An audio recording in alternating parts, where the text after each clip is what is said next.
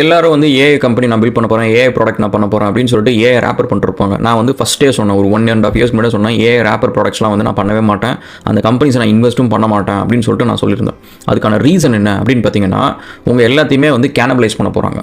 So இது எப்படி நடந்துச்சு அப்படின்னு பார்த்தீங்கன்னா, இதேமாரி ஒரு சினாரியோ வந்து கிட்டத்தட்ட ஒரு 20 வருஷத்துக்கு முன்னாடி நடந்துச்சு. டாய்ஸ் ஆர் அஸ் அப்படின்னு சொல்லிட்டு ஒரு பெரிய பிராண்டு, டாய் பிராண்டுவங்க கிட்டத்தட்ட அமெரிக்காவில் வந்து 1500 ஸ்டோர் வச்சிருந்தாங்க. நீங்கள் யோசிச்சு பாருங்கள், ஃபிசிக்கல் ஸ்டோர் வந்து 1500 ஸ்டோர் அப்படின்னா அந்த பிராண்டோட குட்வில் எவ்வளோ இருக்கும், அந்த பிராண்டை பற்றியான அவேர்னஸ் மக்களுக்கு எவ்வளோ இருக்கும், அந்த பிராண்டுக்கு எஸ்டாப்ளிஷ் பண்ணுறதுக்கு அவங்க எவ்வளோ ஹார்ட் ஒர்க் பண்ணியிருப்பாங்க. 1500 ஸ்டோர் உலகம் ஃபுல்லாக. ஸோ அமெரிக்காவில் நம்பர் 1 டாய் ஸ்டோர். இவ்வளோ ஒரு கிரெடென்ஷியல் இருக்கிறவங்க வந்து ஃபஸ்ட்டு இந்த அமேசான் வருது. இயர் 2000 அப்போ இந்த இன்டர்நெட் பூம் வரப்போ அமேசான் வருது.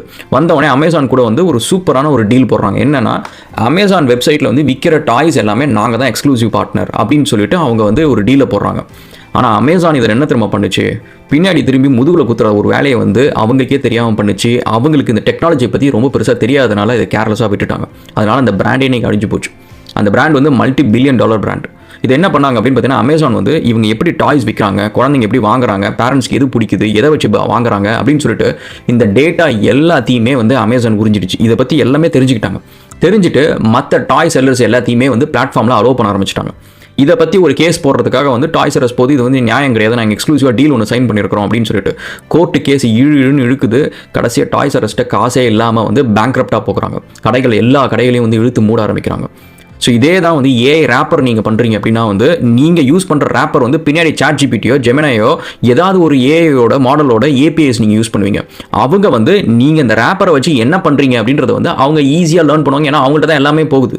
இதெல்லாம் லேர்ன் பண்ணிவிட்டு இந்த ஃபீச்சர் அவங்க டெவலப் பண்ணுறதுக்கு ரொம்ப நேரம் ஆகாது. ஸோ இன்றைக்கி வந்து ஏஐ ரேப்பர் ப்ராஜெக்ட் வச்சுக்கிட்டு நான் வந்து ஒரு ஏஐ கம்பெனி ரன் பண்ணுறேன் அப்படின்னு சொல்லிட்டு நீங்கள் இருக்கிறீங்க அப்படின்னா அது ரொம்ப நாளைக்கு நிலைக்காது. உங்கள் கம்பெனி சூப்பராக போச்சு அப்படின்னா அந்த ஃபீச்சரை அவங்க டெவலப் பண்ணிடுவாங்க. உங்கள் கம்பெனி சரியாக போகலை அப்படின்னா நீங்கள் பண்ண தப்பை எல்லாத்தையுமே அவங்க லேர்ன் பண்ணிப்பாங்க. ஸோ உங்களோட நீங்கள் ஜெயிச்சிங்கன்னா அந்த ஜெயிக்கிறத அவங்க எடுத்துப்பாங்க, நீங்கள் தோற்றிங்கன்னா அதில் இருக்க லெசன் அவங்க எடுத்துப்பாங்க. Think about it. உங்களுக்கு வீடியோ